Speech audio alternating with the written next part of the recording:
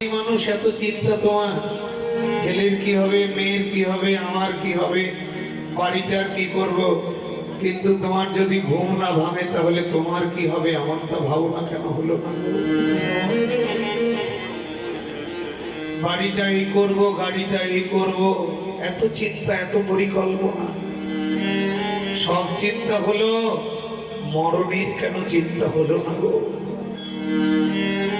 আজ রাত্রে ঘুম না ভাঙলে তোমার কি হবে এ কথা তো তুমি ভাবলে না কোনোদিন।